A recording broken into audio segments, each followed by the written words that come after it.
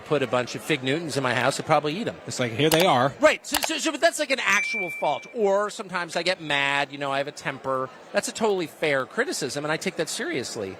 But the other criticisms that are not real at all, they're not even close to real, I sincerely don't care. I just don't care. So that's a strength. If you don't care, and that means you can't. They don't have a leash on you. Like they're not controlling. But you. they try, of course. And there's this whole almost cottage industry. There's a whole group of people devoted, seemingly, to criticizing you and trying to get you fired and canceled every day.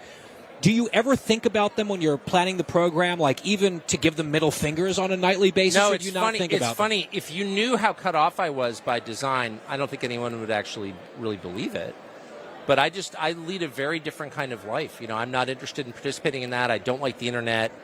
I think technology is, for the most part, poison. I'm for MRIs, Okay. I'm for chemotherapy. But in general, technology has not liberated us. It's enslaved us. And it makes people unhappy.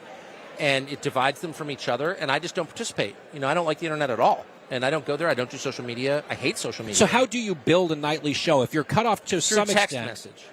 Through text message. With your team? No, with hundreds of people. So I get daily texts from probably a couple hundred at least people I know around the country, world really, who I've known for a long time, who've got good judgment, who are in different worlds, living different kinds of lives, who send me stuff. And that's the primary way that I understand the world. And it's almost like having a team of I know this sounds very weird, but it's 100%. Ask anybody who works with me. It's true. And then in my private life, I really try and read books. I think the internet is so misleading. Google gives the illusion of access to knowledge when in fact it's a tightly constrained world, constrained by people with the worst possible motives. So if you want to understand what's happening in the world, read history. And I do. I mean, I have a lot of faults, but I do read every day. Book, actual like paper. They're made out of paper. You put them on your chest. So that's what it's so like I have no sense of it. So the only time I ever get any sense of it is on if I go into public with one of my kids and someone starts screaming at me, I'm like totally baffled by it. Why are you mad at me? But apparently there is quite a bit of opposition to our show, but none of it ever filters down to me at all. And last thing I'll say is I listen very, very carefully to the negative opinions of people I respect and trust. So it's not that I'm impervious to criticism. I take it very seriously. If my wife thinks I've done something wrong, man, I brood about it because I really care. I've been married 30 years. I really care what she thinks. My children, close friends, I have a couple producers who I'm very close to personally. I listen very carefully to them. So, but what I don't do is listen to people who aren't speaking in good faith, who are stupid or unwise or whose own lives are demonstrably disastrous. Like, why would I care what they think? Or like malignant on purpose. But they just have no demonstrated record of success. So, like, would you buy real estate from a homeless guy? Would you invest with Bernie Madoff? No. Then why would you take personal life advice from someone whose personal life is in disarray? Like, I would never do that because I'm not an idiot. So I listen to people who are impressive, and there are a million people I know who are more impressive than I am, and I listen very carefully to what they say. But I'm absolutely not going to listen to, like, CNN. Why would I care what they say? I literally don't care. You and I appeared on Gutfeld briefly together. I have feelings about it because, yes, he is going senile, obviously. But just to tell you, I know that I've known Joe Biden for 30 years. I always liked Joe Biden for whatever it's worth. Very warm person. Never agreed with him, but I never hated him at all. I always liked Joe Biden. I know a bunch of members of his family, and a couple of them very well. And I knew for a fact that certain members of the family were very concerned about his cognitive ability. They didn't expect him to get the nomination. Nobody did. And he got it, and they were freaked out about it. I'm not speculating. I know that for a fact. So I knew that the family believed he was in cognitive decline. So there's that, and that's news. That's news. On the other hand, I'm a human being. I'm 52. Like, I hope I make it to 78. I think there's nothing sadder than someone losing his mind. I think that I've seen it with relatives. Of course, people you really love. Yeah.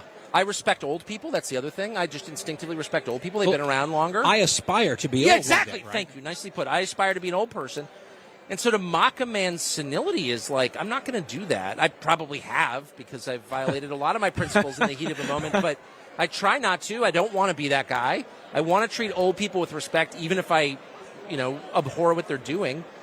And so I'm not coming out every night saying he's a vegetable. Well, first of all, he's not a vegetable, but he is in decline. Look, pull up tape from Joe Biden 4 years ago. It's a totally different man. So everybody knows it. I would just say as a political matter, I felt that his obvious, whatever you want to call it, the fact he was slowing down, was one of the reasons he got elected, because he seemed non-threatening. So he might be a little punchy. He's clearly not on his game. Whatever however but you kind want of to describe safe, that. normal. Safe. Thank you. That's the word, safe.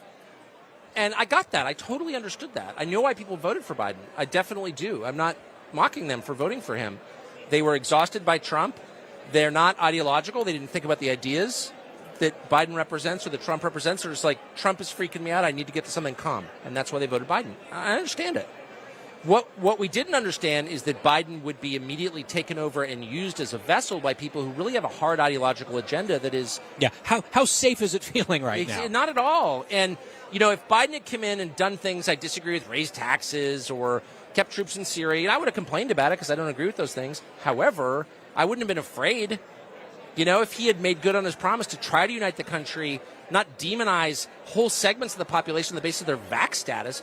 The worst thing that Biden has done in office so far is that press conference where he said, we're running out of patience for you people who haven't had the vaccine. Really? First of all, people who are vaccinated, according to Pfizer's own numbers, are not living longer than people who aren't vaccinated. In fact, according to the Pfizer study, they're living a little shorter. They also are, according to the actual studies, slightly more likely to pass on the virus. So, I'm not saying there's no benefit to the vaccine. I'm not saying that. What I am saying is there's no basis upon which to demonize people who haven't been vaccinated and blame them for the freaking pandemic. That's totally evil that he did. That was totally evil. Talk about dividing the country. That's the worst thing I've ever seen a president do. I'm still mad about it. And no one wants to talk about the vaccines because, you don't want to be an anti-vaxxer. Well, I'm not an anti-vaxxer. I've had 1 million vaccines. I'll probably have many more. My kids have had vaccines. But that is wrong. That is totally wrong. You cannot force people to take medical treatment against their will, period. Period. Not in this country. Because why would we stop with corona? What about HIV or tuberculosis or, you know what I mean? This is insane.